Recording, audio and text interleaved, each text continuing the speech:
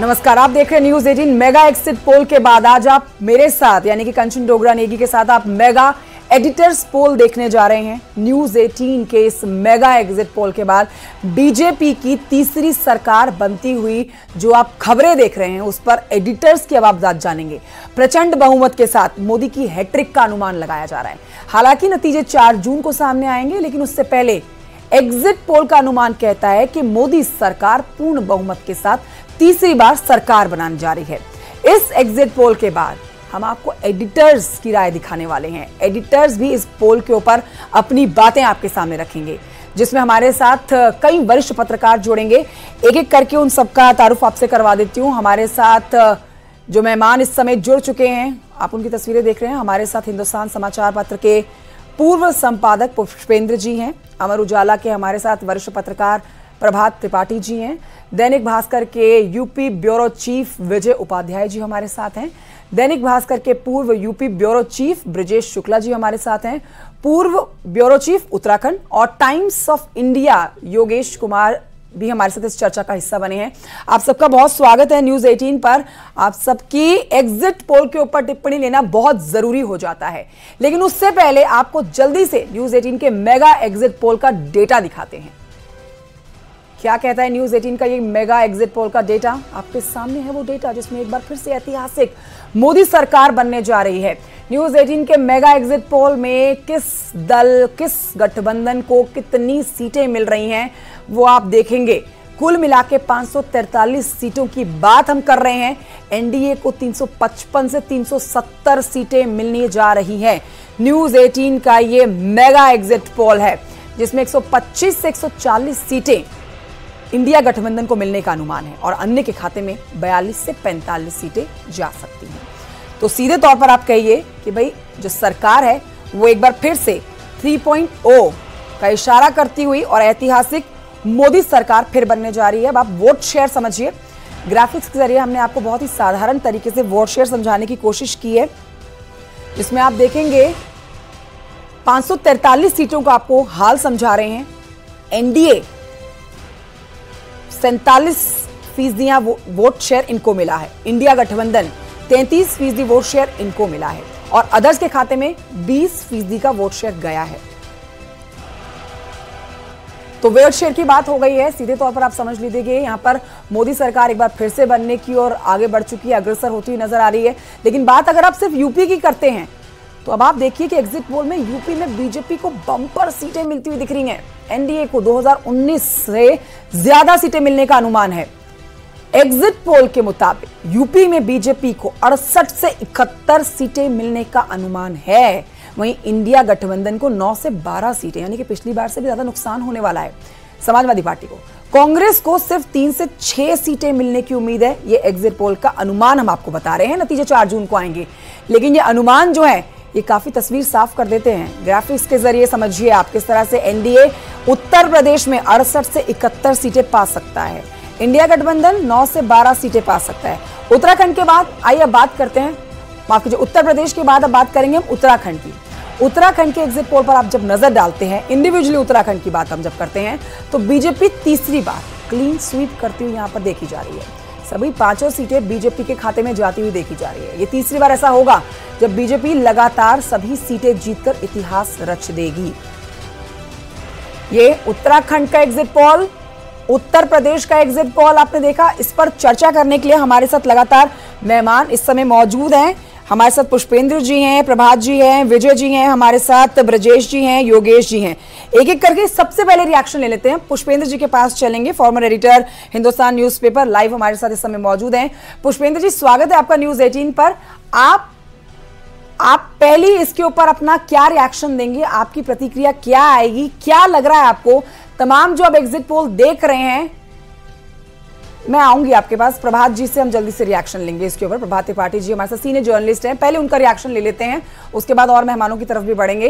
प्रभात जी, आपका विश्लेषण क्या कह रहा है? आप तो तमाम जो फेजेस में इलेक्शन हुए हमारे साथ स्टूडियो में मौजूद थे, आपसे चर्चा निजी भी होती थी, जिसमें आपका विश्लेषण भी जो एग्जिट पोल के नतीजे दिख रहे हैं वहीं पर जाता हुआ नजर आता था। तो अब तो एग्जिट पोल आ गए हैं, बहरहाल 4 जून को नतीजे आएंगे।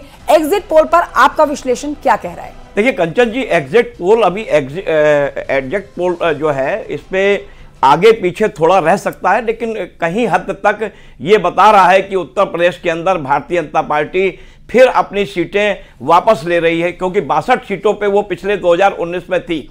अब सवाल इस बात का है कि जो इंडिया गठबंधन ने पहले वो बीएसपी के साथ थी, अब वो कांग्रेस के साथ उसने गठबंधन बनाया, और समाजवादी पार्टी एक बड़ा पार्ट उत्तर प्रदेश के अंदर है जो पीडीए के नाम पे चुनाव लड़ी। और मुझे ऐसा लगता है कि जो शोर शराबा हुआ, जो मुद्दे जिस तरीके से नैरेटिव बनाने का प्रयास किया इंडिया गठबंधन ने कि संविधान खतरे में है, अग्निवीर योजना के बारे में उन्होंने बात की, वो कहीं ना कहीं नीचे धरातल तक मतदाता के जहन में वो नहीं पहुंच पाया। और कहीं ना कहीं विश्वास की जो एक बड़ी लकीर, चाहे वो योगी आदित्यनाथ हो उत्तर प्रदेश में कानून व्यवस्था को लेकर, या प्रधानमंत्री नरेंद्र मोदी हो, जनता ने कहीं ना कहीं ये बताया है कि जो इंडिया गठबंधन ने उनसे वायदे किए थे वो कहीं ना कहीं विश्वास के ऊपर खरे नहीं उतरे हैं। कि ये जो अपना वादे कर रहे हैं कि हम जो है 10 किलो, कांग्रेस ने जैसे कहा राशन मैं दूंगा और मैं अगर सत्ता में आ गया तो मैं ये करूंगा, तो वो जनता ने विश्वास नहीं किया। भारतीय जनता पार्टी की जो वापसी हो रही है उत्तर प्रदेश के अंदर, वो निश्चित तौर पे ये बता सकती है कि मतदाता ने एक बार फिर प्रधानमंत्री नरेंद्र मोदी की नीतियों को और उत्तर प्रदेश में मुख्यमंत्री योगी आदित्यनाथ के कानून व्यवस्था को लेके या डेवलपमेंट को लेके जनता ने विश्वास बताया है। और जनता साइलेंट रही है, जनता वोकल नहीं हुई है। उसने बहुत सी चीजें सामने आई, बहुत भ्रमित करने का प्रयास इंडिया गठबंधन ने किया, और समाजवादी पार्टी और कांग्रेस का जो अलायंस हुआ और दो लड़के जब एक बार फिर मिले तो जनता को यह लगा कि कहीं ना कहीं ये जो वायदे कर रहे हैं या जो ये जनता को भ्रमित करने के लिए, वो कहीं ना कहीं वो कारगर साबित नहीं हुआ अगर ये एग्जिट पोल सही होते हैं। मतलब प्रभात जी, आप ये कह रहे हैं कि जो 4 जून को नतीजे आएंगे, वो जो न्यूज 18 का एग्जिट पोल सामने आया है उसके आगे पीछे ही रहने वाले हैं। जी जी ठीक है। जो और मेहमान है जल्दी से उनका भी रिएक्शन लेना बनता है इसके ऊपर। सबसे पहले प्रतिक्रिया ही लेना चाहेंगे पुष्पेंद्र जी, पूर्व संपादक हमारे साथ हिंदुस्तान के भी जुड़े हुए हैं इस समय। पुष्पेंद्र जी, आपका विश्लेषण क्या कह रहा है? क्योंकि देखिए आप जमीनी हकीकत और बेहतर बता सकते हैं। प्रधानमंत्री नरेंद्र मोदी थे जिन्होंने सबसे पहले 400 पार का नारा लगाया था। उसके बाद पूरी बीजेपी और एनडीए गठबंधन ने आगे बढ़ते हुए इस नारे को आगे बढ़ाया।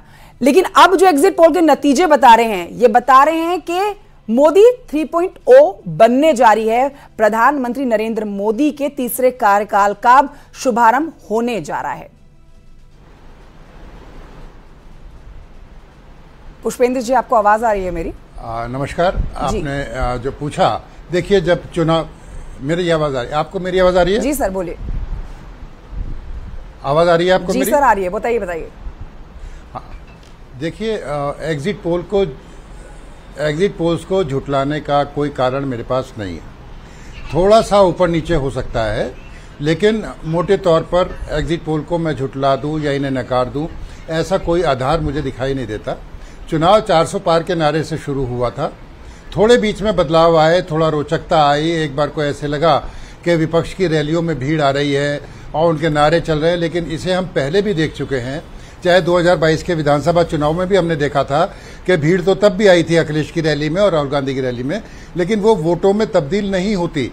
और उनके जो मुद्दे थे, अगर आप उनके मुद्दों को देखें तो कोई ऐसा मुद्दा नहीं था कि जिससे एकदम से आदमी जुड़ जाए।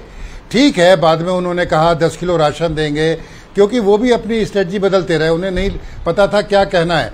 फिर संविधान पर बात ले आए, लेकिन संविधान की बात हर एक कोई स्वीकार करने को तैयार नहीं था। मतदाता मौन था। अगर आप यूपी की बात करें खास तौर पे, और जहां पे मैं पश्चिमी यूपी में बैठा हूं, तो सबसे बड़ा मुद्दा लॉ एंड ऑर्डर का आता है। यहां पर प्रधानमंत्री मोदी के चेहरे के साथ साथ मुख्यमंत्री आदित्यनाथ योगी के चेहरे ने बहुत काम किया है और लोग उनके चेहरे पर वोट देना चाहते हैं। बहुत बार हुआ कि साहब यार ठाकुर नाराज हैं, दूसरे लोग नाराज हैं, लेकिन ठाकुरों को मनाने के लिए मुख्यमंत्री योगी ने यहाँ 3 सभाएं लगातार की थी, और ऐसा नहीं हो सकता कि उनका कोई असर ना पड़े। तो भारतीय जनता पार्टी जिस रणनीति से चल रही थी और जो बातें उस पर कह रही थी, उस पर मुझे लगता है मतदाता ज्यादा आसानी से विश्वास करता है बनिस्बत अपेक्षाकृत विपक्ष के जो दूर है। ठीक है, विजय उपाध्याय जी, आपके पास आते हुए यूपी ब्यूरो चीफ हैं, हमें यूपी के बारे में ज्यादा और विस्तार से बता सकते हैं। आपको आवाज आ रही है मेरी, विजय जी? जी सर, तो देखिए यूपी में पिछली बार का रिकॉर्ड इस बार बीजेपी तोड़ने वाली है, जब ना सिर्फ पीएम मोदी बल्कि पूरी पार्टी ने 80 की 80 सीटें जीतने की बातें की, 69 सीटें जीते की बातें की। तो हर कोई हैरान कि भाई इतनी सारी सीटें तो बीजेपी जीत ही नहीं सकती है, क्योंकि विपक्ष यहां पर 2 लड़कों की जोड़ी ने मतलब उत्तर प्रदेश में अपना एक जाल फैलाने की बात की कि इस बार 2 लड़कों की जोड़ी जो है ज्यादा वोट ले जाएगी बजाय के बीजेपी के खाते में जाने के। लेकिन अब जो एग्जिट पोल के नतीजे बता रहे हैं वो नतीजे उसी दिशा में लेकर जा रहे हैं जो बीजेपी कह रही थी। मतलब एक बड़ा नुकसान यहां पर समाजवादी पार्टी का इंडिया गठबंधन में कांग्रेस के साथ जाना भी फलता फूलता नजर नहीं आएगा। विजय जी? हाँ, बिल्कुल ठीक कह रहे हैं आप। दरअसल देखिए, यूपी में अगर सिनेरियो देखें तो एक तरफ एनडीए था और एक तरफ इंडिया अलायंस था। एनडीए के पास 5 दल थे, Bharatiya Janata party, Suheldev Bharatiya Samaj party, Nishad party, अपना दल और राष्ट्रीय लोकदल। तो ये इनके पास 5 दलों का ये एक बुके बना हुआ था। दूसरी तरफ जो इंडिया अलायंस था उसमें सिर्फ 2 दल थे, समाजवादी पार्टी और कांग्रेस। इसके अलावा जो छोटे दल कुछ एक ऐसे थे जो अभी स्ट्रगल कर रहे हैं विधानसभा में सीट जीतने के लिए, उसमें जनवादी पार्टी और एक महान दल, ये लोग भी चुनाव के दरमियान समाजवादी पार्टी से समर्थन वापस लेके इन्होंने एनडीए को समर्थन दे दिया। और अगर आप 2014 को देखें तो उस समय 53% से ज्यादा वोट अपोजिशन के पास था, बीजेपी के पास 43.6% वोट था और 43.6% वोट के सहारे बीजेपी ने 14 में 73 सीटें जीत ली थी। और 2019 में जब अलायंस बन गया बीजेपी के खिलाफ तो जो अपोजिशन का वोट था वो यूनाइट हो गया, लेकिन फिर भी वो 40% से ऊपर नहीं जा पाया। 37.5% वोट आया, लेकिन इस 37.5% वोट के एकजुट होने से, 3 पार्टियों के एकजुट होने से भारतीय जनता पार्टी को नुकसान हुआ सीटों का, करीब 9 सीटों का इनको नुकसान हुआ और ये 73 से घट के 64 सीटों पे आ गए, इनका जो एनडीए अलायंस है। इस बार 2 पार्टियों का अलायंस है और उत्तर प्रदेश में साफ डिवीजन बटा हुआ है, 2 ही हिस्से में मतदाता है और 90% वोट इन्हीं 2 हिस्सों के पास है, एक एनडीए गठबंधन, दूसरा इंडिया अलायंस। मेरा ऐसा मानना है कि एग्जिट पोल जो चीजें कह रहे हैं उसमें वो ठीक है। सभी 80 सीटों पर एनडीए और इंडिया अलायंस का आमने सामने का मुकाबला है। मेरा अनुमान यह है कि 60 सीटों के आसपास भारतीय जनता पार्टी जीत सकती है।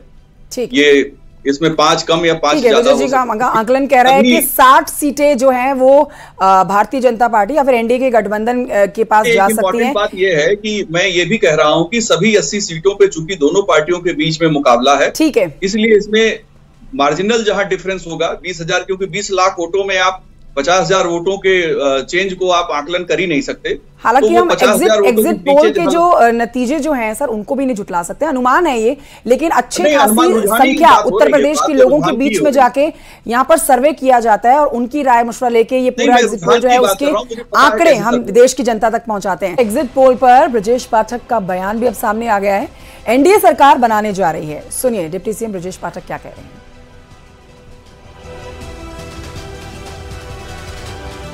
एग्जिट पोल ने यह दिखा दिया कि भारतीय जनता पार्टी प्रचंड बहुमत के साथ तीसरी बार माननीय मोदी जी के नेतृत्व में सरकार बनाने जा रही है और उत्तर प्रदेश में 80 की 80 सीटें राजग गठबंधन भारतीय जनता पार्टी जीतेगा और एक तरफा भारतीय जनता पार्टी चुनाव जीत रही है। माननीय मोदी जी की गरीब कल्याण योजना जन जन में पहुंची है और दूसरी तरफ समाजवादी पार्टी कांग्रेस के गठबंधन को जनता ने बुरी तरह नकार दिया है। समाजवादी पार्टी की गुंडई अराजकता चुनाव में भी खुलेआम दिखी। समाजवादी पार्टी के नेता के मंच को उनके ही गुंडों ने तोड़ दिया। कई बार ये रैली नहीं कर पाए, मीटिंग नहीं कर पाए, इनको हाथ जोड़ करके वापस आना पड़ा और कांग्रेस भ्रष्टाचार के दलदल में डूबे हुए लोगों का समूह है। जनता ने इनको बुरी तरह से नकार दिया है। एग्जिट पोल को लेकर कांग्रेस नेता जयराम रमेश ने क्या कुछ कहा है, आइए आपको सुनाते हैं। निवर्तमान प्रधानमंत्री ने पहले ही ट्वीट तैयार करके रखा होगा, क्योंकि जिस व्यक्ति का 4 जून को जाना अभी तय हो गया है उन्होंने ही ये सब साजिश रचाई है, ये एग्जिट पोल मैनेज किया है और ये जो आंकड़े हैं और जो वास्तविक परिणाम आने वाले हैं 4 तारीख को, ये ज़मीन आसमान का फ़र्क होगा। ये सब एक मनोवैज्ञानिक खेल है। हमारा हौसला कमज़ोर करने के लिए। पर इंडिया गठबंधन को मैं कहता हूँ, विश्वास के साथ कह सकता हूँ, और कल सारी पार्टियों की बैठक भी हुई और वहाँ आंकड़े पर विश्लेषण हुआ, 295 सीटों के कम इंडिया गठबंधन को आना बिल्कुल असंभव है। यानी कि हमें 200 मिनिमम, न्यूनतम तरीके से हमें 295 सीटें मिलेंगी। और एक बार फिर से मेहमानों की तरफ रुख करेंगे। ब्रजेश जी हमारे साथ हैं, जिनसे अब इसके ऊपर रिएक्शन लेंगे। योगेश जी से भी हमें रिएक्शन लेना है आगे। देखिए ब्रजेश जी, आपके पास आते हुए अभी आपने सुना यहाँ पर कांग्रेस का सीधे तौर पर कहना है कि एक मेंटल प्रेशर बनाने के लिए ये एग्जिट पोल दिखाया जा रहा है। जो नतीजे आएंगे, अखिलेश यादव भी कह चुके हैं कि भूचाल आ जाएगा जो नतीजे आएंगे 4 जून को। आपका विश्लेषण, आपका आंकलन क्या कहता है? जो एग्जिट पोल दिखा रहा है, मतलब 400 पार पहुंचा रहा है एनडीए को, वही नतीजे, वही अनुमान क्या नतीजों में तब्दील होते हुए 4 जून को आपको नजर आ रहे हैं? राजनीतिक दलों की जिम्मेदारी है, अपने अपने दल के दावे हैं, वो अंतिम समय तक, जब तक अंतिम परिणाम नहीं आ जाता तब तक दावे भी होते रहेंगे, अपने मजबूती के बखान भी होते रहेंगे। अब मैं शंका की बात नहीं करता हूं, लेकिन उत्तर प्रदेश के चुनावी जो वातावरण रहा उसकी बात जरूर करता हूं। वास्तव में यहाँ पर इंडिया गठबंधन और एनडीए के बीच टक्कर है, लेकिन एक कोना जो रहा बसपा, उसकी कोई चर्चा नहीं कर रहा है। आप समझ लीजिए कि कोई ऐसा क्षेत्र नहीं है जहां बहुजन समाज पार्टी को उसका अपना कोर वोट जो पहले से रहा है, उसका सजातीय वोट जो मायावती का है, वो न गया हो। तमाम कोशिशें की गई कि साहब समाजवादी पार्टी को जा रहा है, बीजेपी को जा रहा है, लेकिन जब मैं जिस भी दलित बस्ती में गया, जहां भी किसी से बात की, उन्होंने कहा किसी को नहीं, हमारा वोट हाथी को जाएगा। तो एक तो वोट रहा। दूसरी बात और है, जो पिछले चुनाव में जो बहुजन समाज पार्टी और समाजवादी पार्टी के बीच गठबंधन था, मुझे तमाम ऐसे गांव में जाने का मौका मिला जहां पर गठबंधन के मतलब ब्रजेश जी आप कह रहे हैं कि 4 जून को एक बड़ा उलटफेर होगा, जो अनुमान दिखाया जा रहा है? नहीं, मैं उलटफेर की बात नहीं कर रहा हूं। हाँ, मैं उलटफेर की बात नहीं कर रहा हूं। मैं कह रहा हूं कि जो स्थितियां हैं, हाँ, वो जो इंडिया गठबंधन था की बात इसलिए कर रहा हूं कि जो बसपा का वोट मिला है बसपा को, वो कोई जोड़ नहीं रहा है, उसकी कोई चर्चा नहीं कर रहा है। तो मतलब आप ये कह रहे हैं कि जो बात बसपा के लिए कही जाती है कि बीजेपी की बी टीम के तौर पर काम करती है बसपा, वो काम यहां पर बसपा करती हुई दिखा रही है। वो हम लोग कहते हैं, उनका मतदाता नहीं मानता ये बात। उनका मतदाता ये बात नहीं स्वीकार करता। मैंने कई जगह ये बात कही, पूछा उनसे। आपको यहाँ पर रोकना चाहूंगी इस समय। सोनिया गांधी ने भी एक रिएक्शन दिया है, सुना देते हैं सोनिया गांधी इस पर क्या कह रही हैं। बयान के बाद मेरी अपनी पार्टी के अंदर भी असहमति हुई थी। कई लोगों ने हमारी पार्टी भी छोड़ी, मगर आपके धैर्य और संकल्प ने मुझे तेलंगाना के सपने को पूरा करने की शक्ति, साहस और प्रेरणा दी। पिछले 10 वर्षों में तेलंगाना के लोगों ने मुझे बहुत सम्मान और प्यार दिया है। आपने हमारी पार्टी को एक समृद्ध और विकसित तेलंगाना के निर्माण की जो जिम्मेदारी सौंपी है, मैं उन सभी सपनों को पूरा करना अपना कर्तव्य समझती हूँ।